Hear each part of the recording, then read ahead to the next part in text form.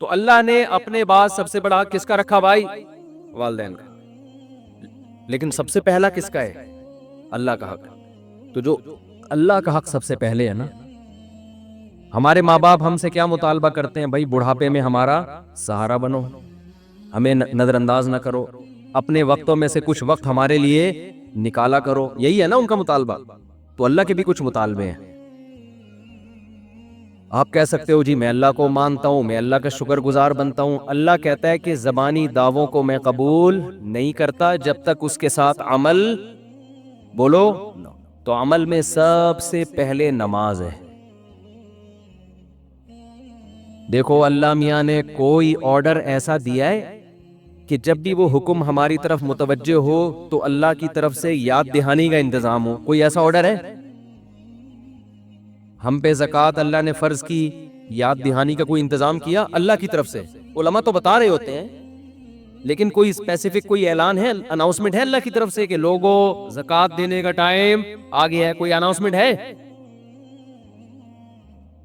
اللہ میاں نے رمضان کے روزے فرض کیے اور کہا جو روزے نہیں رکھتا وہ میرا شکر گزار نہیں ہے. لیکن کوئی اناؤنسمنٹ ہے اللہ کی طرف سے؟ ہلال کمیٹی کی طرف سے تو اناؤنسمنٹ ہوتی ہے لیکن اللہ اس کا ذمہ دار نہیں ہے.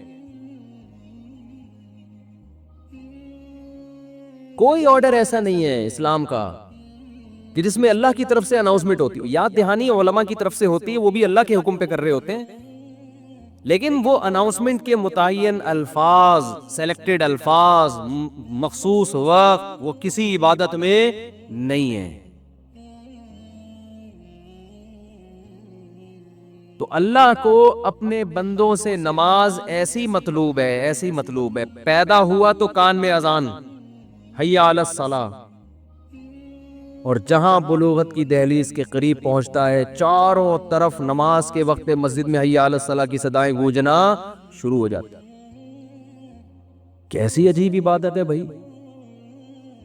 اللہ میاں یہ بھی تو کہہ سکتے تھے کہ اے نبی آپ ان لوگوں کو بتا دیں کہ تم پر 5 وقت کی نمازیں فرض ہیں اور یہ ٹائم ہے. جب آپ دنیا سے جائیں گے تو ان کو پتا ہوگا، پھر آگے علماء بتا دیں گے. یہ بھی تو ہو سکتا تھا نا. فجر کی اذان میں حی علی الصلاۃ، حی علی الصلاۃ، اور کیسے الفاظ ہیں. 1400 سال گزر گئے، کسی مفتی نے فتویٰ دیا کہ اب چونکہ ہم سب عادی ہو گئے، ہمیں پتہ چل گیا ہے کہ اللہ کے کیا چاہ رہا ہے، اب اذان بند کر دو. کوئی ایک فتویٰ دے سکتا ہے؟ یا کوئی اٹھ کے کہے کہ مؤذن سے جا کے گلا پکڑ لے، بھائی تو نے کل بھی بولا تھا حی علی الصلاۃ، پرسوں بھی بولا تھا حی علی الصلاۃ، بس سمجھ میں آ گیا ہمارے، اب ہم الارم لگا کے سو جائیں گے، جس نے آنا ہوگا آ جائے گا، نہیں آنا ہوگا نہیں آئے گا. مؤذن مان لے گا آپ کی بات؟ اس کو نکال دو گے دوسرا آ جائے گا، اس کو نکال دو گے تیسرا آ جائے گا. آپ عصر کے ٹائم پہ بولو گے بھائی ہمیں پتہ چل گیا حی علی الصلاۃ، حی علی الفلاح، بس ٹھیک ہے نا، ہم باپ دادا سے سنتے آ رہے ہیں، ہمارے ابا بھی سنتے آ رہے ہیں، ہمیں پتہ چل گیا کہ ابھی 5 بجے عصر کا ٹائم ہے، بس ختم، ٹھیک ہے ہم آ جائیں گے، اب تو گھڑیاں ہیں ویسے بھی. کوئی مفتی اس کو جائز کہے گا؟ پوری دنیا میں کسی بھی مسلک کا ہو، بولیں گے بھائی یہ تو اللہ نے مؤذن کے ذمے لگا دیا ہے، یہ تو لگا دیا ہے.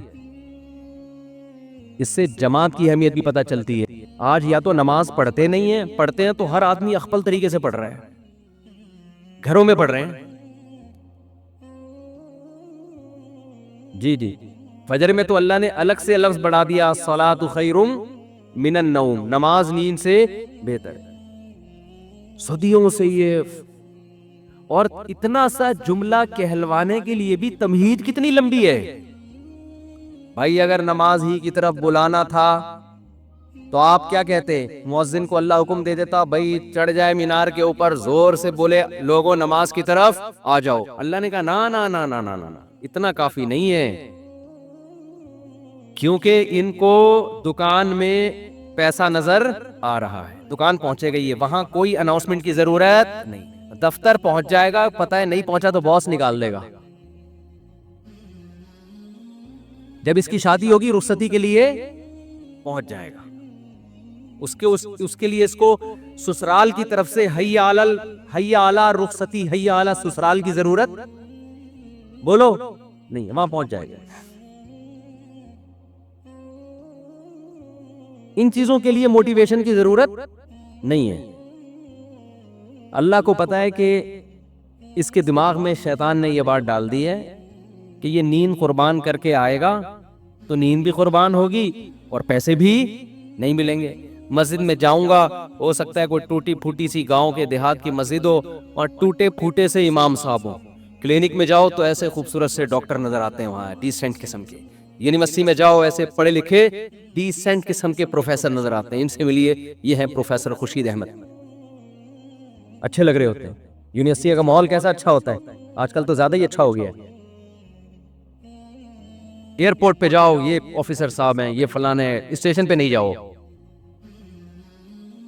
مشورہ دے رہا تھا، لیکن فی الحال وہاں نہیں جاؤ. جب حالات صحیح ہو جائیں گے پھر مثال دوں گا، اسٹیشن پہ جاؤ. ہر جگہ آپ کو ایک اچھا سا، مسجد میں کیا ہوگا، وہی بیچارہ آڑا ترشا سا غریب سا امام وہ کھڑا ہوا ہوگا. آپ کو یہ کہ یار میں 21ویں گریڈ کا آفیسر ہوں، اس کو اپنا باپ بنا کے آگے کھڑے کروں اور اس کے پیچھے میں ہاتھ باندھ کے کھڑا ہو جاؤں. اور کیا کرے گا یہ؟ وہی فجر میں چند صورتیں پڑھے گا، پھر رکوع، پھر سجدہ، سلام پھیرو اور گھر چلے جاؤ. تو یہ کیا ہوا ہے؟ اس میں کیا ہے؟ کیا ملا مجھے اس سے؟ ظہر کے وقت میں تو بزنس کا ٹائم ہوتا ہے، عصر کے وقت میں تو دکان پہ اور زیادہ رش ہوتا ہے، اس کو بند کر کے مسجد میں جانا. تو اس لیے اللہ نے کیا حکم دیا؟ مؤذن کو کہا کہ خالی حی علی الصلاۃ سے کام نہیں چلے گا، پہلے ان کو بتاؤ اللہ اکبر، اللہ سب سے بڑا ہے. یہ جو تو نے جس کو بڑا بنا لیا ہے نا، ابھی مرے گا تو پتہ چل جائے گا تھوڑے دنوں میں. تجھے ہم نے بنایا غیظ کے گندے خون سے، ناپاک خون سے، اور بنا کے انسان بنایا، تو کیا سمجھ رہا ہے ایسا ہی بنا رہے گا؟ ابھی مرے گا، کیڑے کھائیں گے دوبارہ جا کے. ویسے ہی ہونے والا ہے جیسا جہاں سے ہم نے اسٹارٹ لیا تھا نا، تھوڑے دنوں میں ویسے ہی ہو جائے گا. تکبر زیب نہیں دیتا.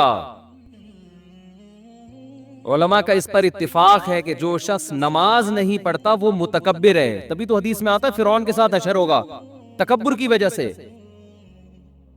کہ اللہ کی دعوت پر لبیک نہیں کہہ رہا، اتنا اپنے آپ کو فنٹر سمجھتا ہے. مؤذن کہہ رہے حی علی الصلاۃ اور کہہ رہے میرے پاس ٹائم نہیں ہے. بعض لوگ تو یہاں تک کہتے ہیں نماز وہ پڑھے جو فارغ ہو، معاذ اللہ. روزہ وہ رکھے معاذ اللہ جس کے بعد کھانے کے پیسے نہ ہو. یہاں تک فرعونیت بڑھتی ہے انسان کی. تو اللہ میاں نے کیا اناؤنسمنٹ کروائی؟ اللہ اکبر، اللہ سب سے بڑا. پھر اللہ اکبر، اللہ سب سے بڑا. اشہد ان لا الہ الا اللہ، اس اللہ کے سوا عبادت کے لائق کوئی بھی نہیں. پھر اشہد ان محمد رسول اللہ. میں کیوں؟ اللہ کو تو اور بھی بہت سے لوگ مانتے ہیں، نماز کو نہیں مانتے. ہم تو بھائی اللہ کے میسنجر محمد صلی اللہ علیہ وسلم کو مانتے ہیں. اشہد ان محمد رسول اللہ کا مطلب کیا ہے؟ کہ میسنجر آف گاڈ ہے وہ. تو ان کا میسج ہے کہ نماز قائم کرو، اور یہ ان کا نہیں ہے. یہ کس کا ہے؟ یہ اللہ کا ہے. اس لیے ان کی وہ یاد دہانی کے لیے اناؤنسمنٹ ہوئی. اتنی لمبی تمہید کے بعد یہ نعرہ لگایا جاتا ہے حی علی الصلاۃ، حی علی الصلاۃ. فوراً شیطان حملہ کرتا ہے کہ ٹھیک ہے اللہ کو بھی مان لیا، اللہ کے رسول کو بھی مان لیا، اللہ کی کبریائی بھی مان لی، لیکن تکلیف تو ہو رہی ہے نا جاتے ہوئے. ملے گا کیا؟ انسان کو جب تک اس کا کوئی مفاد نہ ہو نا، اس کو موٹیویشن نہیں ملتی. تو بتایا حی علی الفلاح، تھوڑی کامیابی نہیں، بہت بڑی کامیابی ہے. خدا کی قسم، اتنا تو آپ کے باس کی طرف سے اگر آرڈر آتا نا تو آپ آدھا گھنٹہ پہلے پہنچ جاتے. اس اسٹائل میں آرڈر آتا، پھر اس کو ریپیٹ کیا جا رہا ہے. لیکن مؤذن کو حکم ہے کہ اذانیں فضاؤں میں گونجتی رہیں، ان کو زبردستی اٹھانے کی ضرورت نہیں ہے. یہ پڑے ہوئے سوتے رہیں، سونے دو ان کو. جو کاروبار میں لگا ہوا ہے لگا رہنے دو. جو یونیورسٹیوں میں ایجوکیشن میں لگا ہوا ہے، پڑھائی میں، اس کی نظر میں پڑھائی کی ویلیو ہے نا کہ ایکچولی ہمارے لیکچر کا ناغہ ہوگا اگر ہم نماز پڑھیں گے، ایکچولی کل پیپر کی تیاری بھی کریں. ایکچولی بہت ہے آج کل لوگوں کے پاس. تو اللہ میاں نے کہا دیا کہ بھائی اناؤنسمنٹ کرتے رہو، اطلاع دیتے رہو. میں اس پر حجت کو تمام کروں گا جب یہ حساب و کتاب کے لیے میرے سامنے آ کے کھڑا ہوگا. میں کہوں گا ایک دفعہ تو اس کا اثر ہوتا، 2 دفعہ 3 دفعہ اتنا کسی کو سمجھایا جائے تو کبھی نہ کبھی تو اس کے دل کے پردے میں بات گھستی ہے نا. کسی کو میں نے 50 سال دیے، کسی کو 60 سال دیے سمجھنے کے لیے. تو کیا سمجھتا تھا یہ مؤذن بے وقوف ہے جو 5 ٹائم اذانیں دے رہا ہے کھڑے ہو کر، تو کیا سمجھتا تھا یہ ایسا ہی ہے؟ خدا کی قسم، اللہ کی نظر میں سب سے مبارک دعوت وہ اذان ہے. سب سے زیادہ ویلیو اللہ کی نظر میں کس دعوت کی ہے؟ اذان کی. اور ہماری نظر میں سب سے زیادہ کم ویلیو معاذ اللہ اذان کی ہے. ہر دعوت پر ہم لبیک کہتے ہیں. کہیں ولیمے کا کارڈ آ جائے نا ایک دفعہ پڑھیں گے ضرور. ہر دعوت پر ہم کچھ سوچتے ہیں، لیکن اذانیں سن سن کے ہمارے کان سن ہو گئے. اب تو خاموش نہیں رہتے اذان کے وقت.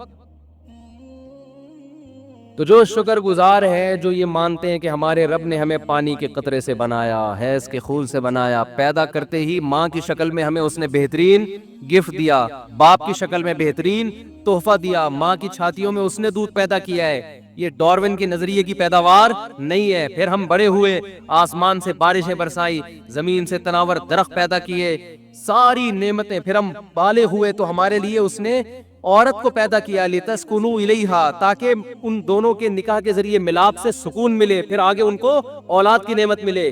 یہ ساری نعمتیں خود بخود نہیں ہیں، یہ کس کی طرف سے انتظام ہے؟ اللہ کی طرف سے.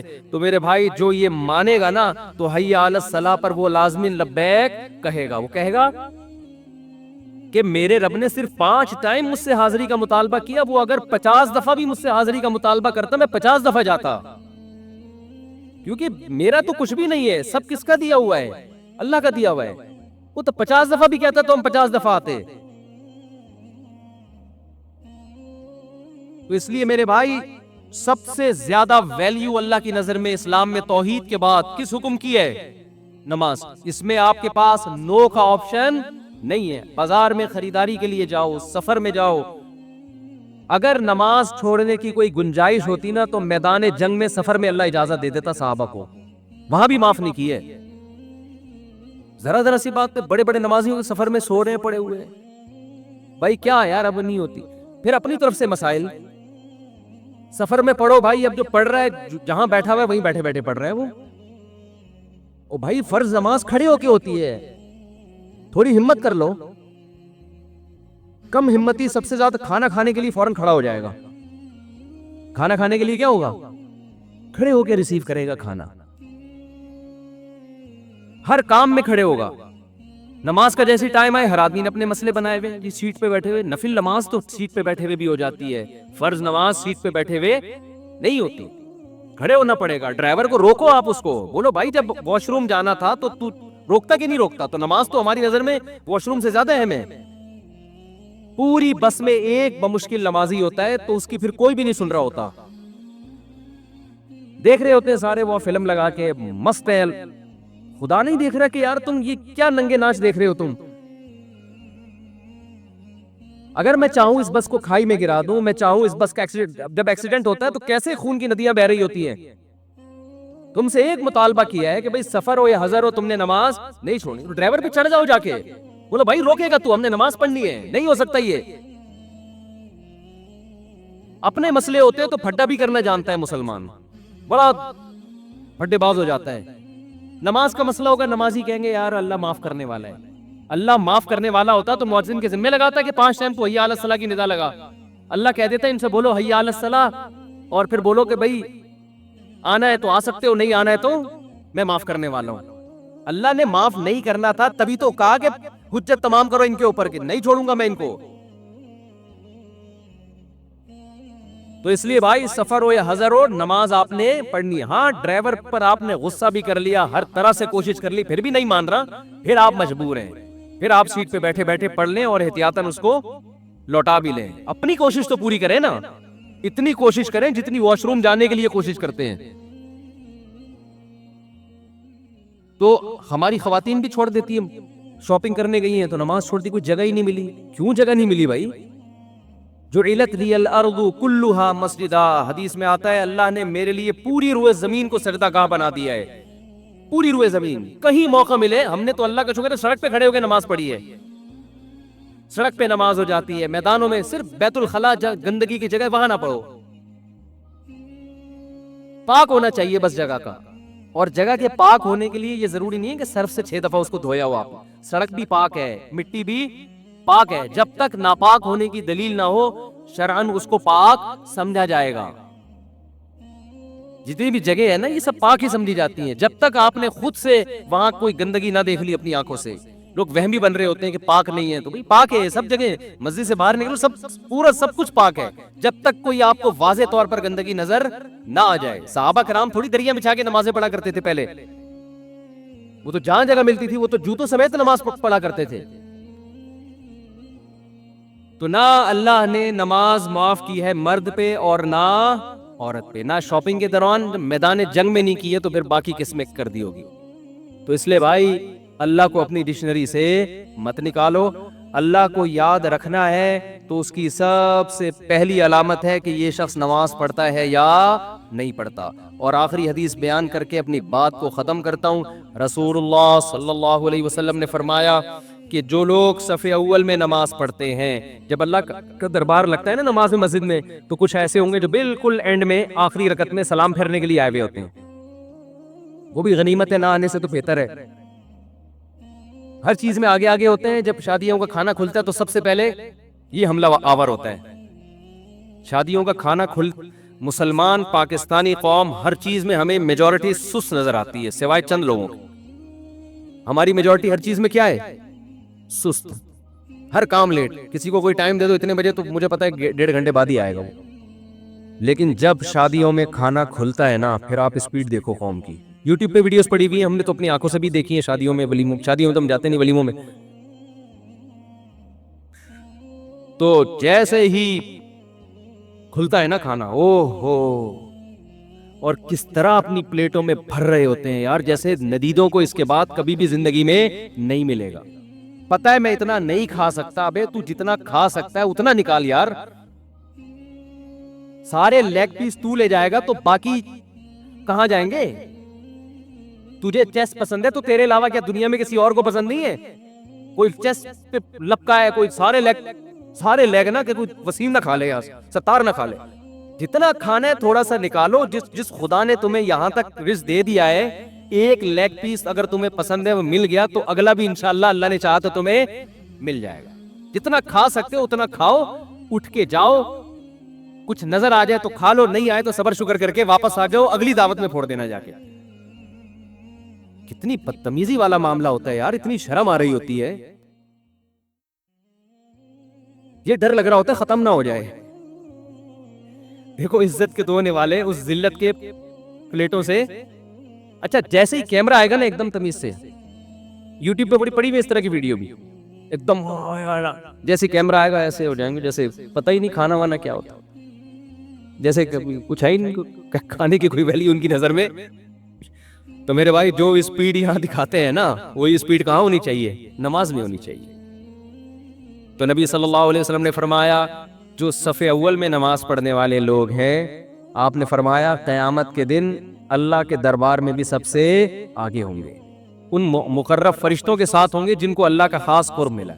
وہاں بھی اللہ کہے گا کہ تم نماز میں پیچھے آیا کرتے تھے تو اب بھی تم کہاں بیٹھو گے؟ وہیں جا کے چپلوں میں ہی جا کے بیٹھو تم, کیونکہ یہ تو آپ کے اختیار میں ہے نا, وہاں آپ کا اختیار نہیں ہوگا. نبی صلی اللہ علیہ وسلم نے فرمایا بہترین صف مردوں کی صف اول ہے اور بدترین صف آخری صف ہے. یہ مطلب نہیں ہے کہ جو آخری میں نہیں آ سکتا تو آنا ہی چھوڑ دے کہ بدترین صف ہے, وہ اس سے بہرحال بہتر ہے جماعت کی نماز چھوڑنے سے. تو اللہ تعالی ہم سب کو نماز کی پابندی کی توفیق عطا فرمائے, اور اپنے اوپر جرمانہ رکھ لو. جس دن جماعت کی نماز چھوڑے سزا دو اپنے آپ کو, ورنہ یہ جماعت کی نماز کی عادت نہیں پڑتی. سبحانک اللہم و بحمدک, نشہد ان لا الہ الا انت, نستغفرک و نتوب الیک. بسم اللہ الرحمن الرحیم. عورت کا سر پر جوڑا باندھنا. کیا آپ صلی اللہ علیہ وسلم کی ایسی کوئی حدیث ہے کہ میری امت کی عورتوں نے اونٹ کے کوہان کی طرح جوڑے باندھے ہوئے ہوں گے؟ تو کیا عورت کے لیے جوڑا باندھنا جائز ہے؟ اگر گھر میں غیر محرم نہ ہوں تو کیا اس صورت میں باندھ سکتی ہے؟ نیز اس حالت میں نماز ہو جاتی ہے یا نہیں؟ امت اللہ صاحبہ انڈیا سے. رسول اللہ صلی اللہ علیہ وسلم نے فرمایا کہ قرب قیامت میں ایسی عورتیں پیدا ہوں گی کاسیاتن عاریاتن, لباس پہننے کے باوجود برہنہ ہوں گی, اور فرمایا رؤوسہن کاسنمۃ البخت, ان کے سر ایسے ہوں گے جیسے اونٹ کے کوہان. جیسے اونٹ کا کوہان اٹھا ہوا ہوتا ہے نا، تو ایسے سر ان کے اٹھے ہوئے ہوں گے. تو اس سے صاف پتہ چلتا ہے کہ عورت کے لیے سر کے بال اوپر کی طرف اٹھا کے رکھنا یہ ناجائز اور حرام ہے. تو جوڑا باندھنا ہے تو پیچھے کی طرف باندھیں، اوپر کی طرف نہ باندھیں، چاہے محرم ہو یا نہ ہو، اس سے کوئی فرق نہیں پڑتا. تو ایسی عورتوں کے بارے میں نبی نے فرمایا لا یجدن ریح الجنہ وان ریحها لیوجد من مسیرۃ کذا وکذا، یہ جنت کی خوشبو بھی نہیں پائیں گی، حالانکہ جنت کی خوشبو تو بہت دور سے محسوس ہوگی. اور ایسی حالت میں عورت کے لیے نماز بھی جائز نہیں ہے، مکروہ تحریمی ہے، کیونکہ نماز کے اندر گناہ کا ارتکاب کیا جا رہا ہے. تو جب بھی گناہ کے ساتھ نماز پڑھی جاتی ہے تو اس کا اعادہ لازم ہوتا ہے. عورتیں نمازوں کا وقت کیسے مقرر کریں، یہ بھی امت اللہ صاحبہ نے پوچھا ہے.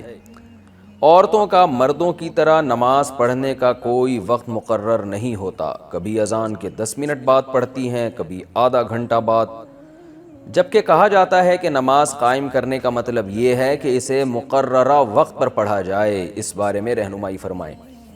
تو مقررہ وقت کا مطلب یہ ہوتا ہے کہ نماز کا ٹائم جس وقت شروع ہو رہا ہے اور جس وقت ختم ہو رہا ہے اس کے بیچ میں پڑھیں، یہ مقررہ وقت ہے اللہ کی طرف سے، کیونکہ ان الصلاۃ کانت علی المؤمنین کتابا موقوتا، اللہ فرماتے ہیں کہ مومنین پر نماز مقررہ اوقات میں فرض ہے. یعنی یہ نہیں ہونا چاہیے کہ فجر کی نماز دوپہر کو پڑھی جا رہی ہے، دوپہر کی نماز رات کو پڑھی جا رہی ہے. تو پورے ٹائم میں کسی بھی ٹائم میں پڑھ لیں تو وہ مقررہ وقت ہی کہلائے گا. تو فجر صبح صادق کے وقت شروع ہوتی ہے جب سورج 15 ڈگری پر ہوتا ہے، اور آج کل اپلیکیشن ہے اس میں دیکھ لیا جائے، بہت سے علماء کے نزدیک 18 پر، ہماری جو تحقیق اور رائے ہے اس کے مطابق 15 ڈگری پر جب سورج ہوتا ہے تو وہ صبح صادق کے نقشے دیکھ لیں، موبائل میں اپلیکیشن ڈاؤن لوڈ کر لی جائے کہ صبح صادق کا وقت کب شروع ہو رہا ہے اور سورج طلوع کب ہو رہا ہے. ذرا سا سورج کا کنارہ نکل گیا تو نماز فاسد ہو جاتی ہے، فجر کا وقت ختم ہو جاتا ہے اور مکروہ وقت شروع ہو جاتا ہے. اور پھر قضا اگر پڑھی جائے گی تو پھر مکروہ وقت گزرنے کے بعد، یعنی سورج کا کنارہ نکلنے کے تقریباً 15 سے 20 منٹ کے بعد، اور وہ قضا ہوگی. اور ظہر کا وقت شروع ہوتا ہے جب سورج بالکل بلندی پہ پہنچ کے ڈھلکنا شروع ہوتا ہے تو اس وقت ظہر کا وقت شروع ہو جاتا ہے. اور ختم کب ہوتا ہے؟ جمہور علماء کے نزدیک جب ہر چیز کا سایہ ایک مثل ہو جائے.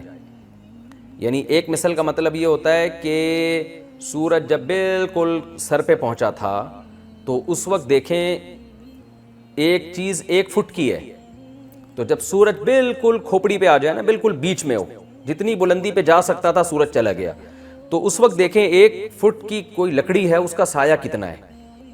وہ سایہ فار ایگزامپل 1 انچ ہے.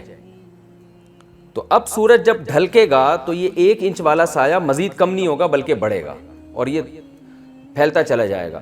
تو جب 1 فٹ کی چیز کا سایہ 2 فٹ ہو جائے اور 1 انچ تو یہ زوال والا سایہ ہے نا، جب سورج بالکل کھوپڑی پر تھا، تو یہ 2 فٹ 1 انچ جب کسی بھی چیز کا سایہ ہو جائے گا تو بالاتفاق عصر کی نماز کا وقت شروع ہو جائے گا.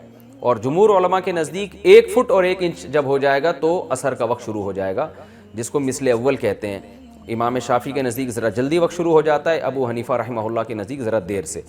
تو یہ دونوں کے بیچ کا جو وقت ہے یہ ظہر کا وقت ہے. اور جب ہر چیز کا سایہ ایک مثل ہو جائے تو جب تک سورج غروب نہیں ہو جاتا عصر کا وقت قائم رہتا ہے، لیکن غروب آفتاب سے کم 20 منٹ پہلے عصر کی نماز پڑھنا فرض ہے. اتنی تاخیر کرنا بہرحال حرام اور ناجائز ہے.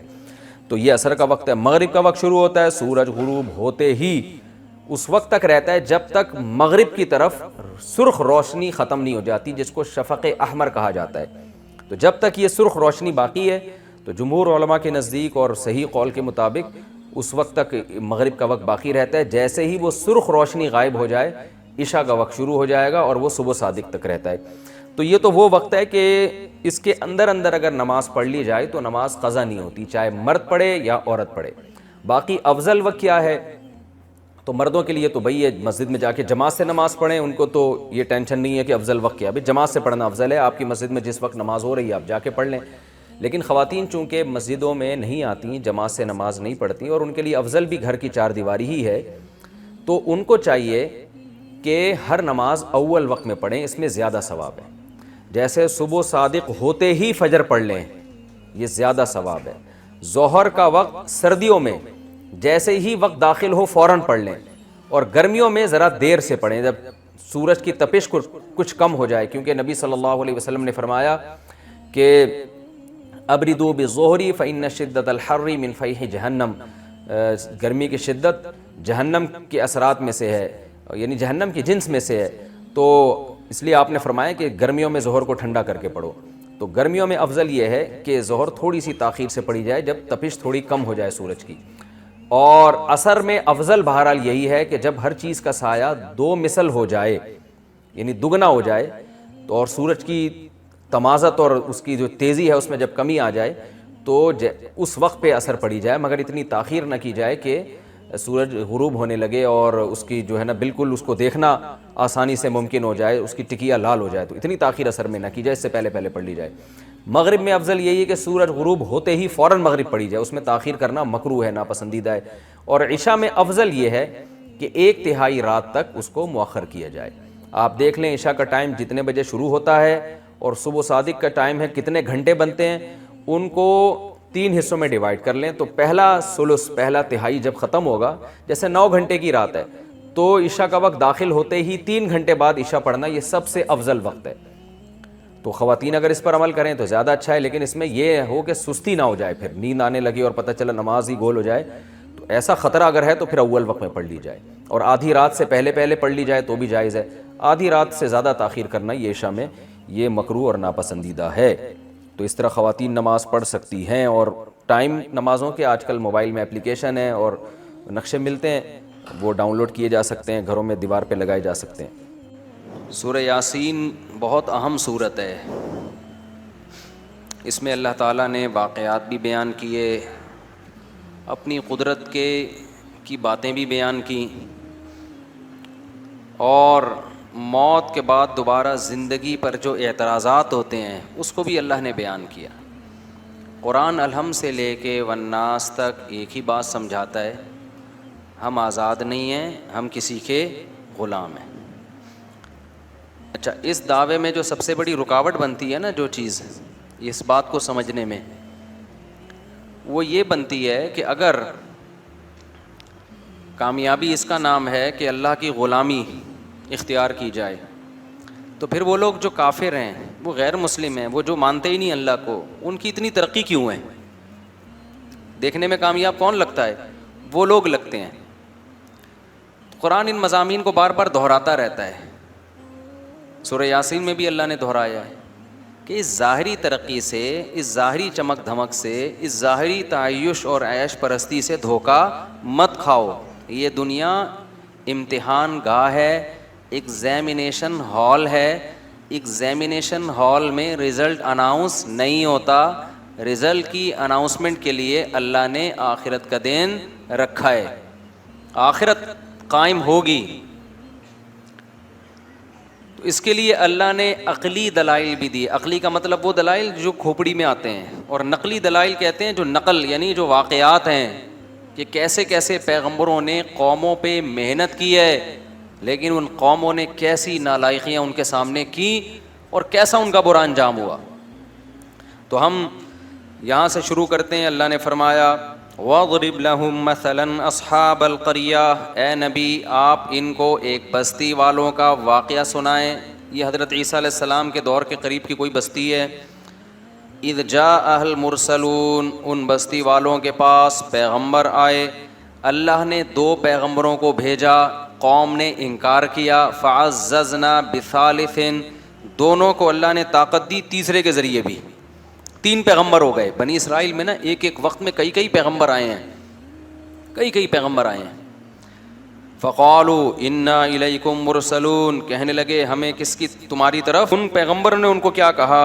وہ جواب میں کہنے لگے مَا أَنْتُمْ إِلَّا بَشَرٌ مِثْلُنَا، تم تو ہماری طرح کے انسان ہو۔ میں بار بار کہتا ہوں، جتنے بھی اہل اللہ گزرے ہیں، جتنے بھی پیغمبر گزرے ہیں، جو سچی مچی کے اللہ والے تھے نا، سب کو یہی طعنے دیے گئے کہ آپ ہماری طرح کے انسان، آپ کھاتے ہیں، آپ نارمل لائف گزارتے ہیں، آپ سوتے ہیں، صبح اٹھتے ہیں اور پراٹھے کھا رہے ہیں، ٹھیک ہے نا، انڈوں پہ مرغی کو بٹھا کیوں رہے ہیں، آپ سوئمنگ کیوں کر رہے ہیں؟ تو بار بار بزرگی کا یہ تصور کہ وہ عجیب سی مخلوق بن کے انسان گھومنا شروع کر دے، پتہ ہی نہیں چلے یہ مریخ سے آیا ہے یا اسی زمین کی پیداوار ہے۔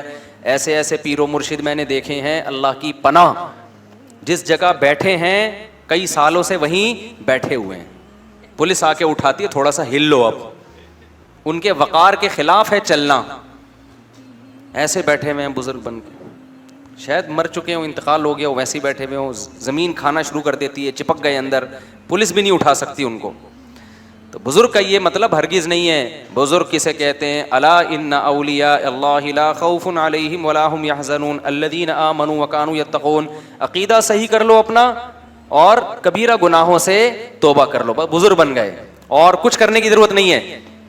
बाकी सारे जैसे नॉर्मल रहते हैं, कारोबार करता है आदमी, सुबह जाता है दफ्तर से, घर आके बीवी से पिटता नहीं है, यानी घर आता है, थोड़ा बहुत बेगम से ऊंच नीच भी हो जाती है, कभी महल्ले वालों से, कभी किराए नहीं दे रहा मालिक मकान वो किराएदार, तो कभी उससे ऊंची आवाज़ से बात हो गई। तो ये जो नॉर्मल होते हैं ना, यही बुजुर्ग होते हैं। कोई अलग से कोई बुजुर्ग मखलूक, बुजुर्ग को कभी कभी गुस्सा भी आता है, जब उसके साथ कोई बदतमीजी करेगा तो उसको चपेट भी देता है कभी कभार वो बैठ के। ऐसा बुजुर्ग नहीं होता कि इतने पोलाइट अखलाक कि इनके साथ जो मर्जी कर लो इनको गुस्सा नहीं आएगा।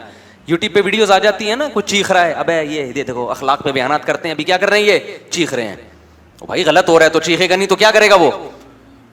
ऐसा तसव्वुर बना लिया है ना कि बिल्कुल ये बुलेट प्रूफ किस्म का बुजुर्ग है, जिस पे किसी का असर ही नहीं होता। बुलेट प्रूफ होती है ना गाड़ियां, बम का असर नहीं, तो इन पे किसी की जबान का असर ही नहीं होगा, इनको कभी भी गुस्सा नहीं आएगा। ऐसा बिल्कुल भी नहीं है। हमारे जब नबी सल्लल्लाहु अलैहि वसल्लम को भी जब बहुत ज़्यादा कोई गलत बात होती थी, आपको गुस्सा भी आता था। हाँ, बार बार गुस्सा आना हर वक्त ऐसे जैसे तवे पे बैठा हुआ है, ये ठीक नहीं है। अच्छा भाई, तो उन्होंने कहा आप तो हमारी तरह के इंसान हैं। क़ालू रब्बुना यअलमु इन्ना इलैकुम लमुरसलून क़ालू इन्ना ततय्यरना बिकुम। जब भी पैगम्बरों ने जाके दावत दी है ना, तो हुआ ये कि खुशहाल कौमों में पैगम्बर गए तो अल्लाह की तरफ से उन कौमों पे आजमाइशें आना शुरू हुई, कहत साली शुरू हो गई कि शायद अब ये तवज्जो करें अल्लाह की तरफ, उनके मालों का नुकसान होना शुरू। तो उन्होंने ये नुकसान भी पैगम्बरों के खाते में डाल दिया। माज़ अल्लाह, तुम्हारी नहूसत है, माज़ अल्लाह, तुम जब से आए हो तो ये मामलात हो रहे हैं। जैसे बहू जब नई घर में आती है और इत्तेफाक से माली असबाब कम हो जाएं तो सास किस पे डाल देती है? बहू की नहूसत। हालांकि ऐन मुमकिन है बहू के साथ जुल्म की नहूसत हो। क्या ख्याल है? जुल्म हो रहा हो, इसकी वजह से अल्लाह ने माल में बरकत ख़त्म। तो किसी की वजह से कोई नहूसत नहीं होती, हदीस में साफ है, ला तियारा, कोई नहूसत नहीं है। नहूसत सिर्फ बदअमालियों की होती है, इसके अलावा किसी चीज़ की नहूसत इस्लाम में नहीं है। कोई काली बिल्ली गुजर गई, कोई कुत्ता आ गया, कोई ये हो गया, ये कोई नहूसत वहूसत नहीं होती। नहूसतें होती हैं तो किस चीज़ की? बोलो ना, बदअमली की। बहू आने से अगर जुल्म रिस्क गया है तो इसका मतलब इसके साथ कोई ज्यादती हो रही है बहू के साथ। सास के जाते ही एकदम रिस्क के दरवाजे खुल गए तो सास पे ना डालो कि इसकी वजह से नहीं खुल रहे थे, ये गई है तो खुल गए दरवाजे। ना ना ना भाई, कोई नेकी आपने करना शुरू कर दी होगी, समझते हो, तो ना सास पे डालो ना बहू पे डालो। ये आजकल बहुत हो रहा है कि इसके आते ही ये हो गया। अबे भाई, वो वैसे ही हो गया था, इत्तेफाक से वो उसी टाइम पे आ गई। अब मुझे एक बात बताओ, मैं किसी के घर जाऊं, मैं एक जगह किसी के, ज़्यादा नहीं बता, बहुत लंबा बात हो जाए, हम किसी के घर गए और इत्तेफाक से वहाँ किसी को, अल्लाह ना करे, अल्लाह ने कहा करंट लग गया। बोले यार मुफ्ती साहब जब आए थे तो करंट लगा है, उससे पहले आज तक हमारे घर में किसी को करंट नहीं लगा। ये बल्ली डालनी थी कि इलेक्ट्रिक वालों पर, डालनी थी। इलेक्ट्रीशियन जो घर में तारें सही जोड़ के नहीं गया उस पर डालनी थी। माँ बाप जिन्होंने बच्चों की केयर नहीं की उन पर डालनी थी। डाल किस पे दी? ये मुफ्ती साहब आए थे उसी दिन करंट लगाया। ओ भाई, ये इत्तेफाक होते हैं, इसमें किसी पे आप बल्ली नहीं डाल सकते, हराम है, गुनाह कबीरा है, बदगुमानी है, जायज़ नहीं है। चलो आगे। तो वो कहने लगे कि आपकी बदशगुनी है, जब से आप लोग आए हैं ना, ये कभी कहत हो रहा है, कभी माल में नुकसान। हालांकि अल्लाह उनको मुतवज्जे कर रहा है कि इनकी बात मानो, लेकिन उन्होंने किस पे डाल दिए? पैगम्बरों पे, इनकी वजह से ऐसा हो रहा है। तो कहने लगे, पैगम्बर ने फरमाया तुम्हारी नहूसत तुम्हारे साथ है, ये तुम्हारी बदअमालियों की नहूसत है।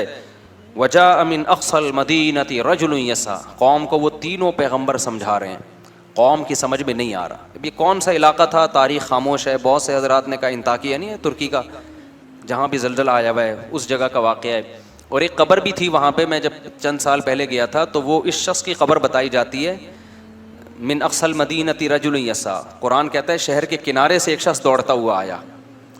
तो वो जो दौड़ता हुआ शख्स आया ना, उसकी कब्र भी वहाँ पर है। अब हकीकत है या नहीं है, लेकिन मशहूर है कि ये उसी की कब्र है। मगर ज़लज़ले में वो सब मिट्टी हो गया, वो सारी तारीख़ी चीज़ें ख़त्म हो गई हैं ज़लज़ले, अभी जो इंताकिया में आया। تو قرآن کہتا ہے کہ شہر کے کنارے سے ایک شخص دوڑتا ہوا آیا، قال یا قوم اتبعوا المرسلین، کہنے لگا اے میری قوم یہ پیغمبر ہیں، ان کو فالو کرو، ان کا انکار مت کرو۔ کیسا جذبہ تھا اس میں، اس کو جب یقین ہو گیا نا یہ پیغمبر ہیں، تو قرآن کہہ رہے ہیں وہ چلتا ہوا نہیں آیا بلکہ دوڑتا ہوا۔ جو مبلغ ہے نا اس میں یہ جذبہ ہونا چاہیے کہ میں جلد سے جلد اپنی قوم کو جہنم کے عذاب سے بچا لوں، اس میں میں تاخیر نہ کروں۔ اس کا یہ جذبہ تھا۔ جو اسرائیلی روایات ہیں ان میں ہے، جس کے بارے میں حدیث میں آتا ہے کہ نہ ان کا انکار کرو نہ اقرار کرو، اور بیان کرنے میں کوئی حرج بھی نہیں ہے، نبی نے خود اجازت دی۔ تو تورات اور انجیل میں بھی ہے نا اس طرح کے واقعات۔ تو حبیب نجار اس کا نام ہے، نجار کہتے ہیں بڑھئی کو، بڑھئی کا کام کیا کرتا تھا، جس کو کیا کہتے ہیں ابے آج کل انگلش میں کیا کہتے ہیں، کارپینٹر، کارپینٹر تھا، نام اس کا حبیب تھا۔ تو وہ دوڑتا ہوا آیا اور کہنے لگا اے میری قوم پیغمبروں کی اتباع کرو، اتبعوا من لا يسألكم اجرا وهم مهتدون۔ دیکھو ان کے اندر دو ایسی چیزیں ہیں جس سے پتہ چلتا ہے کہ یہ واقعی پیغمبر ہیں۔ نمبر ایک، ان کی باتیں بالکل ٹھیک ہیں، یہ توحید کی دعوت دے رہے ہیں، زنا سے بچنے کی دعوت دے رہے ہیں، شراب سے بچنے کی دعوت دے رہے ہیں۔ اچھا ایک اور اہم پوائنٹ، بعض دفعہ باتیں تو ٹھیک ہوتی ہیں، لیکن میں بار بار ایک بیان میں کہتا ہوں نا، بیان میں ایک بات کہ بات ٹھیک ہوتی ہے لیکن اصل مقصد اپنا منجن بیچنا ہوتا ہے کہ نہیں ہوتا؟ جیسے بس والا جب بس میں چڑھتا ہے، بس میں جب آپ سفر کرتے ہیں، ایک بندہ چڑھتا تھا، ہمیں اب پتہ نہیں چڑھتے ہیں کہ نہیں چڑھتے، پہلے زمانے میں وہ پہلے نماز کی ترغیب دے گا، درود و سلام کا نذرانہ پیش کرے گا، پھر وغیرہ وغیرہ بہت ساری، آخر میں چندہ مانگنا شروع، یا پھر اپنی وہ ٹافی بیچنا کہ گلے کو صاف کرتی ہے، پھیپھڑوں کو آرام پہنچاتی ہے، 5 روپے کی ٹافی ہے اور ٹی بی ختم کر دے گی، پھیپھڑوں کا کینسر ختم کر دے گی، تو قیمت صرف کیا ہے؟ تو وہ لوگ بھی شروع میں وہ درود بھی پڑھ رہا ہوتا ہے، نماز روزے کی ترغیب بھی، باتیں ساری صحیح کر رہا ہے، لیکن مقصد کیا ہوتا ہے اس کا؟ اپنا منجن۔ تو بعض دفعہ مذہب کا لیبل لگایا جاتا ہے، باتیں ساری صحیح ہوتی ہیں، لیکن پیچھے کیا ہوتا ہے؟ آپ کا مفاد، ریاست چاہیے یا پیسہ چاہیے ہوتا ہے۔ تو کتنا عقل مند تھا وہ شخص جو بڑھئی کا کام کرتا تھا، لیکن اس نے کہا ہے میری قوم یہ 2 صفات ان میں ایسی ہیں جن سے صاف پتہ چلتا ہے کہ یہ سچے لوگ ہیں، یہ جھوٹے نہیں ہیں۔ نمبر 1، یہ تم سے کوئی اجر کا مطالبہ نہیں کر رہے، اس دعوت میں ان کا دنیا کا کوئی فائدہ نہیں ہے، بلکہ پوری قوم کی مخالفت۔ اس سے پہلے قرآن میں ہے کہ انہوں نے کہا کہ ہم آپ کو پتھروں سے مار کے ہلاک کر دیں گے، یہ دھمکیاں مل رہی تھیں ان پیغمبروں کو، رجم کریں گے۔ سمجھ رہے ہو کہ نہیں سمجھ رہے؟ یعنی ایسے ہی قتل نہیں کریں گے، زمین میں گاڑ کے پتھروں سے مار کے ہلاک کر دیں گے اگر دعوت سے پیچھے نہیں ہٹے، اور وہ پھر بھی اپنی دعوت سے پیچھے نہیں ہٹے۔ تو اس شخص نے کہا کہ دیکھو اتنی بڑی موت کی دھمکی، اور وہ دھمکی پر غالب بھی ہے کہ یہ عمل کریں گے کیونکہ قوم زیادہ ہے، یہ کتنے ہیں؟ یہ تو تھوڑے سے ہیں۔ اتنی بڑی دھمکی، نہ ان کا پیسوں کا مفاد، نہ ان کو عہدہ چاہیے، نہ ریاست چاہیے، اور وَهُمْ مُهْتَدُونَ، اور بات بھی ان کی کیا ہے؟ درست ہے، خود بھی پھر اس پر خود بھی عمل کر رہے ہیں۔ تو ایسے لوگوں کی اتباع کیوں نہیں کرتے؟ سمجھ میں آ رہی ہے کہ نہیں آ رہی ہے؟ آج کے حالات میں ان آیتوں کو اپنے اوپر منطبق کریں۔ علماء آپ سے کیا کہتے ہیں بھائی کہ نماز پڑھو اور ہمیں 50 روپے دیا کرو ہر نماز کے؟ کیا ہو گیا میرے بھائی؟ 50 روپے دیا کرو۔ علماء یہ کہتے ہیں کہ روزہ رکھو اور ہر مولوی کو ایک روزے کے 100 روپے۔ کوئی فائدہ ہے آپ کے روزہ رکھنے سے مولوی صاحب کو یا علماء کو کوئی فائدہ ہے؟ تبلیغ والے کہتے ہیں سہ روزے کے لیے نکلو، تو کیا مطلب؟ جب نکلو گے تو گوشت سستا ہو جائے گا تبلیغ والوں کا، یا ٹماٹر سستے ہو جائیں گے اس سے؟ کوئی اپنا کوئی کچھ، وہ کہتے ہیں اپنا پیسہ لگاؤ، ہم بھی اپنا پیسہ لگا کے ہی آئے ہیں آپ کے گھر میں دعوت دینے کے لیے۔ تو بھائی علماء کا کوئی فائدہ نہیں ہے، آپ شراب چھوڑ دو، آپ زنا چھوڑ دو، عورتیں پردہ کر لیں، آپ رمضان کے روزے رکھ لو، آپ حج فرض ہو جائے تو حج کر لو، آپ داڑھی رکھ لو، علماء کا اس میں کوئی فائدہ نہیں ہے، تو پھر کیوں فالو نہ کیا جائے؟ تو اس شخص نے آگے کہا وَمَا لِيَ لَا أَعْبُدُ الَّذِي فَطَرَنِي، مجھے کیا ہو گیا کہ میں اس خدا کی عبادت نہ کروں جس نے مجھے پیدا کیا۔ یہ پیغمبر اپنی عبادت پہ تھوڑی ہمیں لے کر آ رہے ہیں، ایک ایک لفظ جو ہے نا سمجھنے کا ہے سورہ یاسین کا۔ یہ پیغمبر ہمیں اپنا غلام نہیں بنا رہے، ہمیں اپنی عبادت پہ نہیں لا رہے، یہ نہیں کہہ رہے کہ ہمارے ہاتھ چوما کرو، ہمیں سجدہ کیا کرو، نا نا نا نا نا، یہ انٹروڈکشن کس کا کروا رہے ہیں؟ اللہ کا جس نے پیدا کیا, کہہ رہے ہیں اس کی عبادت کرو. عیسائیت جو تباہ ہوئی ہے نا, اس میں ایک بڑا مسئلہ کیا ہوا, جب کوئی جرم کرتا پادری نے کہا میرے ہاتھ پہ آ کے توبہ کرو گے اور جرمانہ بھرو گے تو گناہ معاف ہوگا ورنہ نہیں. حالانکہ عیسیٰ ابن مریم کی یہ تعلیمات نہیں تھی. عیسیٰ ابن مریم کی وہی تعلیمات تھی جو قرآن میں ہے, وَمَن يَعْمَلْ سُوءًا أَوْ يَظْلِمْ نَفْسَهُ ثُمَّ يَسْتَغْفِرِ اللَّهَ. گناہ کر کے خدا کو نہ, بھائی آپ نماز کے بعد مجھ سے ملیے گا, وہ جو بیٹھے ہوئے ہیں نا, ٹھیک ہے, تو گناہ کر کے اللہ نے کیا فرمایا, گناہ جو کرتا ہے ناراض کس کو کیا ہے, اللہ کو. تو مولوی کے ہاتھ پہ توبہ استغفار کرنے کی ضرورت نہیں ہے. گناہ کر کے ناراض کس کو کیا, اللہ کو. تو کس کے پاس جائے گا, اللہ کے پاس. تبھی ہم لوگوں سے منع کرتے ہیں بھائی اپنے گناہ آ کے ہمارے سامنے بیان نہ کیا کرو.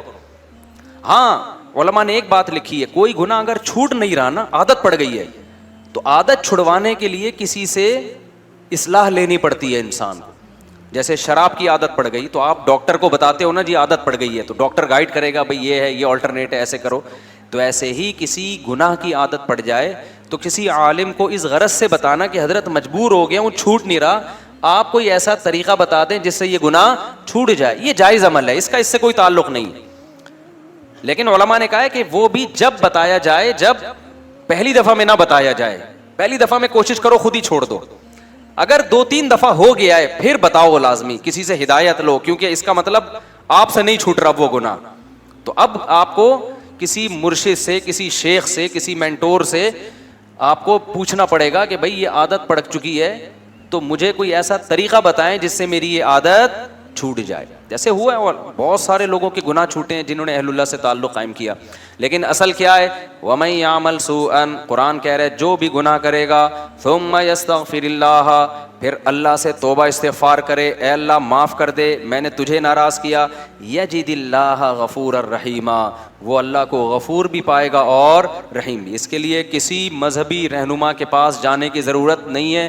یہ بندہ اور اللہ کا بیچ میں کوئی واسطہ نہیں ہے, اللہ اور بندے کا معاملہ ہے. تو یہ تعلیم حضرت عیسیٰ کی بھی تھی, لیکن انہوں نے مذہبی رہنماؤں کو ایسا باپ بنا دیا نا کہ جی ان کے سامنے آ کے, بھائی یہ کیا لگتا ہے کہ اس کے سامنے کیوں بتائیں, نافرمانی پادری کی تھوڑی ہوئی ہے, کس کی ہوئی ہے, خدا کی ہوئی ہے. تو آپ جانو, خدا جانے, خدا کو بتاؤ جا کے. تو یہ قرآن کی تعلیمات. تو اس نوجوان نے کیا کہا, وَمَا لِيَ لَا أَعْبُدُ الَّذِي, ارے مجھے کیا ہو گیا, انداز دیکھو تبلیغ کا, مجھے کیا ہو گیا, لا اعبد الذی فطرنی, جس نے مجھے پیدا کیا, سب سے قریب ہے میرے, سب سے بڑا میرا محسن. ہم خود تھوڑی پیدا ہو گئے ہیں, اپنی قوم کو سمجھا رہا ہے کہ میری قوم, ہم آٹومیٹیکلی خود بخود پیدا نہیں ہو گئے, کوئی تو ہے نا جس نے بنایا ہے. جس نے ہمیں بنایا ہے یہ ہمیں اس کے قریب کر رہے ہیں, اس کی عبادت پہ لگا رہے ہیں. وَإِلَيْهِ تُرْجَعُونَ, اور ہم نے لوٹ کے بھی ادھر ہی جانا ہے. اینڈ ہمارا کیا ہوگا, یا تو اس دنیا میں ہمیشہ کے لیے آئے ہوتے, کبھی مرنا ہی نہ ہوتا, پھر جو مرضی کرتے. جانا بھی اینڈ میں کدھر ہے, خدا کو منہ دکھانا ہے, تو بچ کے جا کہاں سکتے ہیں. تو کتنی معقول بات کر رہے ہیں یہ پیغمبر, اس میں کون سی ایسی بات ہے جس کو غلط کہا جائے. دیکھو اس قوم کی کھوپڑی میں یہ باتیں نہیں آ رہی تھیں, آپ لوگ کی کھوپڑی میں تو آ رہی ہیں نا, کیا خیال ہے. تو پھر کر لو نا عمل میرے بھائی, برائی چھوڑ دو, توبہ کر لو اللہ سے. سارے لڑکیوں کے نمبر اپنے موبائل سے بلاک کر دو, وہ نہیں کریں گے, وہ نہیں کرے گا بھائی. تو ایسا دین اللہ کو کیا کرنا ہے بھائی, جب تم اپنی ساری خواہشات افطاری میں آ کے بیٹھ جاتے ہو پکوڑے کھانے کے لیے. تو پورے دین کو فالو کرنا پڑے گا. تو نکال دو اپنے موبائل سے, بلاک کر دو سب. صرف نکاح کا راستہ ہے آپ کے لیے, نکاح کے علاوہ کوئی اور راستہ اللہ نے حلال نہیں کیا, اس کا عذاب ہے, حساب دینا پڑے گا. یہ بھنگی اور چماروں کا کام ہے گرل فرینڈ رکھنا. جو پیغمبر اور پیغمبروں کے طریقے کو فالو کرتے ہیں وہ بھنگیوں اور چماروں والے کام نہیں رکھتے. گدھے گھوڑوں کا کام ہے فزیکل ریلیشن. انسان, پیغمبروں کا جو راستہ ہے وہ انسانوں کا راستہ ہے, وہ صرف فزیکل ریلیشن نہیں ہے, وہ اصل میں ریلیشن ہے جس کے بعد بہت سارے حقوق ایک دوسرے کے متبادل ہو جاتے ہیں. سمجھتے ہو کہ نہیں سمجھتے. آگے چلتے ہم. انی آمنت بربکم فاسمعون. تو اس شخص نے کہا کہ اے میری قوم, میں اس خدا پر, شروع میں اس نے اپنے ایمان کو ظاہر نہیں کیا, اپنے ایمان کو چھپا کے نا اپنی قوم کو دعوت دی کہ بھئی ایسے کو ہم کیوں نہ مانیں. اس کے بعد جب قوم نے نہیں مانا تو اس نے صاف اعلان کر دیا انی آمنت بربکم، دیکھو میں تمہارے رب پر ایمان لے آیا. اپنا رب نہیں کہہ رہا. کیا مطلب؟ تم بھی لے کر آؤ نا، وہ صرف میرا تھوڑی ہے، وہ تمہارا بھی ہے. فاسمعون، لہذا تم سن لو. قوم نے قتل کر دیا اس کو. ایسے موقع پہ کسی غیر مسلم کے لیے ایمان چھپانا جائز ہے جب اسے قتل کا خطرہ ہو. لیکن عزیمت کیا ہے، فضیلت کس میں ہے؟ نہ چھپائے اور شہید ہو جائے. کچھ گناہ ایسے ہیں کہ مجبوری میں وہ گناہ ہی نہیں رہتے. کچھ گناہ ایسے ہیں کہ مجبوری میں وہ جائز تو ہو جاتے ہیں لیکن افضل نہیں ہوتے. اب یہ فقہ میں نا، اصول فقہ جنہوں نے پڑھا ہوا ہوتا ہے وہ قرآن و سنت کی روشنی میں وہ سمجھتے ہیں کہ کون سے گناہ ایسے ہیں. آپ بھوک سے مر رہے ہو، خطرہ ہے کہ جان سے ہاتھ نہ دھو بیٹھو، اور آپ کے پاس حرام گوشت ہے، تو وہ حرام گوشت کھانا آپ کے لیے حلال ہے. نہیں کھاؤ گے مرو گے، خودکشی کا گناہ ہوگا. وہاں جان بچانا فرض ہے، سمجھتے ہو؟ کھانا فرض ہو جائے، صرف حلال نہیں ہوگا بلکہ کیا ہو جائے گا؟ فرض ہو جائے گا.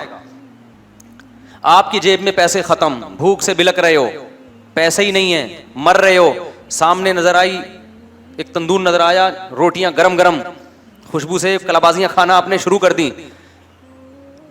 اب آپ نے بیان سنا ہے چوری کرنا بہت بڑا جرم ہے، اور بالآخر آپ آہستہ آہستہ آپ کا انا للہ ہونے لگا بھوک سے، تو وہاں آپ پہ چوری کرنا فرض ہو جائے گا. ڈکیتیاں نہ کرنا شروع کر دیں کہ کل سے بے روزگاری میں بندوقیں لے کے اتنی چوری کہ جس سے موت سے بچ جائے. تو یہ صرف جائز نہیں ہو جائے گا چوری کرنا، بلکہ یہاں چوری کرنا آپ پر واجب ہو جائے گا. شریعت کہے گی بھائی تو جان بچا، اگر تیرے پاس پیسے نہیں ہے کسی طرح جا تندور پہ کسی طرح لڑ کے روٹی لے کے کھا لے، جان بچ جائے گی. پھر کیا ہوگا جب بچ جائے گی؟ پھر کوشش کر اب اس کے پیسے کیسے ادا کرنے میں، معاف نہیں ہوں گے وہ پیسے. اس کو بول دے بھائی میں مر رہا تھا میں نے کھا لیا، جو اکھاڑنا ہے اکھاڑ لے، ٹھیک ہے نا. باقی یہ کہ معاف کر دے تو اچھا ہے، نہیں تو پھر میں مزدوری کروں گا، جب پیسے ویسے ہوں گے تو میں نے ڈائری میں نوٹ کر لیا، یا میں نے دماغ میں نوٹ کر لیا کہ اتنے پیسے میں نے تجھے دینے، وہ پیسے اس کے اوپر واجب ہو جائیں گے. لیکن ایسے موقع پہ چوری کرنا کیا ہو جائے گا؟ فرض. لیکن رمضان کا روزہ اگر کوئی آپ سے کہتا ہے توڑ دو، بندوق رکھ دی، تو علماء نے فقہاء بیان کرتے ہیں کہ توڑنا جائز تو ہے، لیکن اگر نہیں توڑو گے، ڈٹ جاؤ گے، تو شہادت کا ثواب ملے گا. سمجھتے ہو گے نہیں سمجھتے؟ اب یہ مسائل میں باریک فرق ہے، اسی کے لیے علم حاصل کیا جاتا ہے. جن کے پاس نالج نہیں ہوتی، پراپر وے میں علم حاصل نہیں کیا، وہ سب مسائل کو آپس میں کیا کر دیتے ہیں؟ گڑبڑ. اسی طرح یاد رکھو کہ اگر کسی نے آپ کو گن پوائنٹ پہ بولا کہ کافر بن جاؤ، کلمہ کفر زبان سے بولو میں ہندو ہوں، بولو میں عیسائی ہوں، اسلام چھوڑ دو، تو جان بچانے کے لیے اسلام چھوڑنا ایسے موقع پہ اوپر سے، دل سے نہیں، صرف زبان سے کلمہ کفر کہنا کیا ہو جائے گا؟ جائز. ایسے موقع پہ گناہ نہیں ملے گا. لیکن آپ اگر ڈٹ گئے، نہیں بھائی میں لا الہ الا اللہ کا قائل ہوں، میں اپنے آپ کو ہندو کسی قیمت پہ نہیں کہوں گا، میں عیسائی نہیں کہوں گا، میں توحید پرست مسلمان ہوں، جو اکھاڑنے اکھاڑ لے، اور اس نے مار دیا، تو خودکشی کا گناہ نہیں ہوگا بلکہ کیا ہوگا؟ بہت بڑی شہادت. اس کو کہتے ہیں عزیمت. عزیمت یہی ہے کہ ڈٹ جائے. تو اسی طرح کوئی ہندو مسلمان ہوتا ہے، عیسائی مسلمان ہوتا ہے، اس کو خطرہ ہے بہت زیادہ ماریں گے، قتل کر دیں گے، تو اس کے لیے جائز ہے کہ زبان سے اقرار نہ کرے، دل میں مسلمان ہو جائے. اللہ بخشیں گے قیامت کے دن، اس کو ایمان والوں میں شامل کریں گے. لیکن اگر وہ ڈر جاتا ہے کہ نہیں بھائی مجھے مار دو، میں شہادت کے لیے تیار ہوں، تو یہ بہت بڑی شہادت ہے، اس میں بہت بڑا اجر ملے گا، جیسے کہ اس کو ملا. یہ ڈٹ گیا. ڈٹنے سے فائدہ ہوتا ہے کہ موٹیویشن بہت ملتی ہے سامنے والے کو، یار اتنا مضبوط تو کچھ ہوگا نا، اس میں جان ہوگی اس مذہب میں، تبھی تو ڈٹ گیا ہے. تو وہ جو نجار تھا نا، وہ بھی ڈٹ گیا. جب قوم پیغمبروں کو دھمکیاں دے رہی تھی ہم پتھروں سے مار کے ہلاک کریں گے، تو اس کو تو زیادہ دھمکیاں دیں گے، تو ہماری قوم کا آدمی ہے بھائی، تو ادھر کیسے چلا گیا؟ تو اس نے کہا انی آمنت بربکم فاسمعون، میں رب پہ ایمان لے آیا ہوں. جیسے حضرت عمر ڈٹ گئے تھے نا نبی کے دور میں، جب مکہ میں لوگ مسلمان ہو رہے تھے تو چھپ کے مسلمان ہوتے تھے، کیونکہ بہت زیادہ خطرات تھے، بہت ظلم ہوتا تھا جو مسلمان ہو جاتے. حضرت عمر جب مسلمان ہوئے نا تو مسجد حرام میں جا کے اعلان کر دیا کہ میں کیا ہو گیا ہوں؟ مسلمان ہو گیا ہوں، ایسی کی تیسی، جو اکھاڑنا ہے آ کے اکھاڑ. بلکہ بولا کہ جس کو اپنی بیوی کو بیوہ کروانا ہے تشریف لا سکتا ہے وہ، یعنی الٹا ان کو دھمکیاں دینا شروع کر دی. جس کو اپنے بچے یتیم کروانے کا شوق ہے مارکیٹ میں آ جائے، میں ہو گیا ہوں مسلمان، آ جائے. ٹھیک ہے نا. اور جس کو شوق ہے کہ بیوی بیوہ ہو جائے تو وہ بھی مجھے آ کے روک سکتا ہے. ہم یہی نماز پڑھے گا. تو یہ طاقت تھی, تبھی تو نبی نے دعا مانگی تھی, اے اللہ ابو جہل کے ذریعے اسلام کو طاقت دے یا عمر بن خطاب کے ذریعے. اللہ کو عمر بن خطاب پسند تھے تو اللہ نے کس کے ذریعے طاقت دے دی؟ عمر بن خطاب. اور ایسی پھر حکومت قائم کی ہے 22 لاکھ مربع میل پر. حضرت عمر کے دور میں کوئی سیاسی اختلاف بھی نہیں ہوا ہے, خاندانی حکومت ہوئی ہے. کس کے دور میں؟ عمر کے دور میں. کوئی سر اٹھا کے اور حضرت عمر کس قدر اللہ کا خوف تھا. دیکھو بیماری میں جب شہادت کا وقت تھا نا, اس وقت ایک نوجوان عیادت کے لیے آیا, اس کا ازار ٹخنوں سے نیچے تھا. جانے لگا تو حضرت عمر نے اس وقت بلایا, بولا اس ازار کو کیا کرو, اوپر کرو. اس وقت بھی نہیں علی المنکر چھوڑا نہیں ہے کہ جو موقع ملا تبلیغ کا وہ کر دو. تو یہ لوگ تھے جو اللہ کی رضا میں فنا ہو چکے تھے. چلو ہم آگے چلتے ہیں. تو اس نے کہا بھائی انی آمنت بربکم فاسمعون, میں ایمان لے آیا. آگے قرآن کی بلاغت ہے. قیل ادخل الجنہ, اللہ کہتے ہیں ہم نے کہا داخل ہو جا جنت.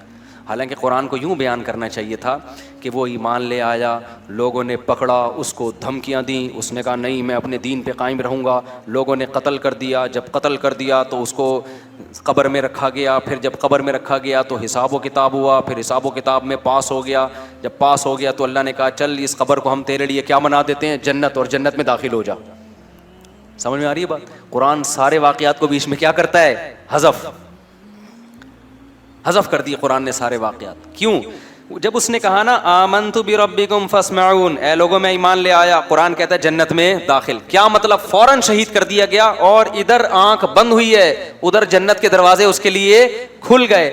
اس سے پتا چلا کہ ادھر اور ادھر میں زیادہ ڈسٹینس نیک لوگوں کے لیے زیادہ ڈسٹینس نہیں ہے. اب سوال پیدا ہوتا ہے بھائی حساب تو ہوتا ہے نا. دیکھو یہاں جنت سے مراد وہ جنت نہیں ہے جو آخرت میں ملے گی, کیونکہ آخرت تو ابھی قائم ہی نہیں ہوئی نا. بھائی کیا ہو گیا, میں پاگل بیٹھا ہوں گے. سمجھ میں آ رہی ہے بات؟ وہ جنت نہیں ہے, کیونکہ قیلا کا مطلب اس سے کہہ دیا گیا کہ جنت میں داخل ہو جا, حالانکہ ابھی داخل ہوا نہیں ہے. اور آگے اس کے جو الفاظ تھے وہ بھی قرآن بیان کر رہا ہے کہ جیسے ہی اس کو حکم ہوا جنت میں داخل ہو جا, اس نے کیا کہا؟ اس نے کہا کہ یا لیت قومی یعلمون, ہائے کاش میری قوم یہ منظر اپنی آنکھوں سے دیکھ لے. بما غفر علی ربی, میرے رب نے میری خطاؤں کو کیسا معاف کیا. وجعلنی من المکرمین, اور کیسا مجھے پروٹوکول مل رہا ہے یہاں پہ. تھوڑا سا فاصلہ ہے آنکھ کھلنے اور آنکھ بند ہونے کا, کاش اس جہان میں میری قوم جھانک کے دیکھ لے. اس کو بھی افسوس ہو رہا تھا نا, خیر خواہی اتنی تھی. دیکھو قوم نے قتل بھی کر دیا نا, تو بھی یہ نہیں کہہ رہا قتل ہونے کے بعد اللہ کرے یہ بھی مریں, بلکہ کہہ رہا ہے ان بے وقوفوں کو کتنی بڑی خیر سے محروم ہو رہے ہیں. ان کو نہیں پتا کہ انہوں نے مجھے قتل کر کے کیسے خوبصورت جنت میں داخلے کا ذریعہ بن گیا. اور یہ کاش آنکھ بند ہو اور یہ دیکھ لیں گے تو ایسا کبھی بھی نہیں کریں گے. لیکن اللہ اپنے اصولوں پہ کتنا مضبوط ہے, اللہ اس سے پردے نہیں اٹھاتا. اللہ کہتے ہیں آنکھ بند ہوئی تو پھر نہیں ہوگا. آنکھ جب تک کھلی ہوئی ہے نا, اس وقت تک توبہ کا دروازہ کھلا ہوا ہے. آنکھ بند ہوئی یا بند ہونے کے قریب ہو گئی, آدھی کھلی ہوئی آدھی بند ہے, تب بھی توبہ کا دروازہ کیا ہے. کیونکہ جب مرنے لگتا ہے نا انسان, تو آدھا برزخ میں ہوتا ہے, آدھا کہاں ہوتا ہے, اس دنیا میں ہوتا ہے. دیکھو جب ہم سوتے ہیں ایک کیفیت ہوتی ہے, پورا عالم خواب میں ہوتے ہیں. ایک وہ کیفیت ہوتی ہے اس میں ہمیں اس دنیا کا کچھ بھی پتا نہیں ہوتا, خراٹے لے کے سو رہے ہوتے ہیں نا. اس میں اگر کوئی خاتون کا شوہر دوسری شادی بھی کر لے ان کو نہیں پتا چلتا. اس میں سانس آ گئی آپ سے ملنے کے لیے, آپ کو بالکل بھی ہوش, بالکل ٹینشن ہی نہیں لیتے, آپ خراٹے لے کے سو رہے ہیں. سانس آ جائیں, سالے آ جائیں, بیٹھ کے آپ کی غیبتیں شروع کر دیں, آپ عالم خواب میں ہوتے ہو, اس دنیا میں نہیں. ایک یہ ہوتا ہے کہ پورے اس دنیا میں ہوتے ہو, پورے جاگ رہے ہوتے, کوئی غنودگی نہیں, کوئی دائیں بائیں گر نہیں رہے, وہاں کا کچھ نہیں پتا ہوتا عالم خواب کا. ایسا ہی ہے نا. لیکن ایک بیچ کی کیفیت ہوتی ہے, ابھی سونے کے قریب جا رہا ہے, کچھ یہاں سے بھی کنیکشن ہے اور کچھ خواب سے بھی ہوتا ہے نا. بیچ کی حالت میں پتہ ہی نہیں چل رہا ہوتا کمبخت جاگ رہا ہے کہ سو رہا ہے, آدھی آدھی باتیں ادھر کی کر رہا ہوتا ہے. یہ بیچ کی کیفیت ہے. بالکل موت کے وقت بھی یہی بیچ کی ایک کیفیت آتی ہے, تھوڑی دیر کے لیے میت پر. جب ہم دنیا سے جاتے ہیں نا, ایک کیفیت ہوتی ہے پورے یہاں پر ہوتے ہیں اس جہان میں, وہاں سے ابھی کنیکشن بحال بولو نہیں. ایسی کنڈیشن میں توبہ قبول ہوگی. اللہ مہلت دیتا ہے, اب توبہ کر لے, اے اللہ جو کچھ ہوا معاف کر دے, اگر مجھے زندگی ملی آئندہ میں ان گناہوں کے قریب نہیں جاؤں گا, معاف کرے گا اللہ. لیکن بدبخت لوگ توبہ کرتے نہیں ہیں. کیوں؟ اللہ کے وعدوں پہ ان کو یقین ہی نہیں. کتنے کافر ہیں, مرتے ہوئے ان سے کہا گیا اب تو مسلمان ہو جاؤ, انہوں نے کہا نہیں بھائی. نبی کے چچا تھے نا, ان سے کہا گیا کہ اب اسلام قبول کر لیں, انہوں نے کہا نہیں. لوگ بولیں گے کہ بھئی یہ موت کے ڈر سے باپ دادا کے دین کو قبول کر چھوڑ رہا ہے. ایک کیفیت ہوتی ہے جب آپ پورے اس جہاں میں چلے جائیں, اس وقت بھی توبہ قبول نہیں ہوتی. ایک بیچ کی کیفیت ہوتی ہے کہ آدھے یہاں ہیں اور آدھے عالم برزخ کے حالات نظر آنا شروع, اس وقت بھی توبہ قبول نہیں ہوتی. اس کو کہتے ہیں غرغرے کی کیفیت. حدیث میں آتا ہے ان اللہ یقبل توبۃ عبدہ ما لم یغرغر, اللہ اس وقت تک بندے کی توبہ قبول کرتا ہے جب تک وہ غرغرے کی کیفیت میں نہیں ہوتا. فرعون جب ڈوبنے لگا نا, غرغرے کی کیفیت میں آیا ہے, پھر توبہ قبول نہیں ہوئی ہے. تو اب یہ قرآن نے بیچ کا حصہ کیوں حذف کر دیا؟ یہ بتانے کے لیے کہ ادھر اس کی روح نکلی ہے اور ادھر اللہ نے اس کو برزخ کی جو جنت ہے, اصل جنت تو آخرت میں ہے, لیکن قبر ہی کو اور جو عالم برزخ ہے اسی کو اللہ تعالیٰ عزت کی جگہ بنا دیتے ہیں. اس آیت سے عذاب قبر اور ثواب قبر بھی ثابت ہوتا ہے. بہت سے لوگ کہتے ہیں موت کے بعد کچھ بھی نہیں ہے, وہ تو آخرت میں ہی ہوگا. نا نا نا نا نا, نیک لوگوں کا اکرام موت کے فوراً بعد شروع ہو جاتا ہے. اور ایسا معلوم ہوتا ہے کہ اس کی کو جو اللہ نے عزت دی وہ قبر میں جانے سے پہلے دی ہے, ورنہ تو قبر میں فرشتے آتے ہیں نا, سوال پوچھتے ہیں. تو اس کو اللہ نے, یا ہو سکتا ہے یہ ہر شہید کے ساتھ ہو, احادیث سے پتہ چلتا ہے کہ ہر شہید کے ساتھ ایسا ہوتا ہے کہ قبر میں جانے کا انتظار نہیں کیا جاتا اس کے لیے. ادھر شہید کے خون کا قطرہ زمین پہ گرا, ادھر اس کی روح نکلی اور ادھر اس کا اعزاز و اکرام شروع ہو جاتا ہے. اور عام نیک لوگوں کے بارے میں بھی ہے کہ ٹھیک ہے حساب و کتاب تو قبر میں ہوگا, لیکن اللہ کو چونکہ پتہ ہے کہ یہ نیک بندہ ہے, تو جو موت کے وقت فرشتے آتے ہیں نا اس کی روح قبض کرنے کے لیے, وہ فرشتے ہی بڑے مبارک فرشتے ہوتے ہیں. اور اس وقت انسان کو اندازہ ہو جاتا ہے کہ میرا ٹھکانہ جنت ہے یا جہنم. سورہ واقعہ میں بھی اللہ نے اس مضمون کو بیان کیا, سورہ نازعات میں بھی. جو روح قبض کرنے کے لیے فرشتے آتے ہیں نا, اگر وہ اکرام والے فرشتے ہیں تو سمجھ جاؤ کہ کہاں جا رہا ہے یہ اچھا ٹھکانہ. اور اگر وہ فرشتے ہی ایک جلاد بن کے آئے ہیں, ان کی شکلیں خوفناک ہیں, تو یہ خود اس کی علامت ہوتی ہے کہ اس کا ٹھکانہ اچھا نہیں ہے. تو قرآن کہتا ہے قال یا لیت قومی یعلمون, وہ شخص کہنے لگا ہائے کاش میری قوم کو پتہ چل جائے. ادھر توجہ رکھیں, ہائے کاش میری قوم کو پتہ چل جائے. بما غفر لی ربی وجعلنی من المکرمین, کہ میرے رب نے میری خطاؤں کو بھی معاف کر دیا اور مجھے کیسا عزت دار لوگوں میں شامل. کیا مطلب؟ یہاں آ کے ایک پورا ایک لوگ ہیں, روحیں ہیں جو سب مکرمین میں ہیں, جتنے اچھے لوگ, اللہ نے مجھے بھی انہی میں کر دیا ہے. تو وہ ترس کھا رہا ہے, اور قوم کیا سمجھ رہی ہے, ہم نے کیا کر دیا, بندہ مار دیا. آپ نے مار کے اس پر ظلم نہیں کیا, کس پہ ظلم کیا ہے, اپنی جان پہ ظلم کیا ہے آپ نے. تو قرآن کہتا ہے وما انزلنا على قومه من بعده من جند من السماء وما كنا منزلين. جب اس کو شہید کیا نا قوم نے, تو اللہ کہتے ہیں ہم نے اس قوم پر تباہ کرنے کے لیے آسمان سے کوئی بڑے بڑے لشکر نہیں بھیجے, نہ ہمارا لشکروں کو بھیجنے کا ارادہ تھا. ان کانت الا صیحۃ واحدہ, فرشتے نے ایک زوردار چیخ ماری ہے. فاذا هم خامدون, اچانک وہ بجھ گئے. بجھتا کون ہے, انسان بجھتا ہے یا آگ بجھتی ہے؟ بولو, آگ. انسان تو نہیں بجھتے. ان کے لیے تو یہ لفظ ہونا چاہیے تھا کہ سارے مر گئے, لیکن اللہ کیا کہہ رہا ہے, اچانک سارے بجھ گئے. یہ بلاغت ہے. آگ پہلے بڑے شعلے مار رہی ہوتی ہے, ایسا لگتا ہے کہ تباہ کر دے گی سب کو. پانی ڈالو تو ایسی غائب ہوتی ہے جیسے اس کا نام و نشان تھا ہی نہیں. تو یہ بڑی طاقتور قوم تھے, بڑی باتیں کرتے تھے, ہم یہ ہیں, ہمارا یہ بزنس, ہماری یہ ترقی, ہماری یہ بلڈنگیں, ہمارے یہ جائیدادیں, ہمارا یہ کلچر, اور بڑی بڑی باتیں کی. اور اللہ نے ایک آواز دی ہے ایسے جیسے آگ کے اوپر آپ نے کیا کر دیا, پانی, اور سارے غائب ہو گئے, سارے مر گئے, سب طاقت اور قوت کیا ہو گئی, ختم.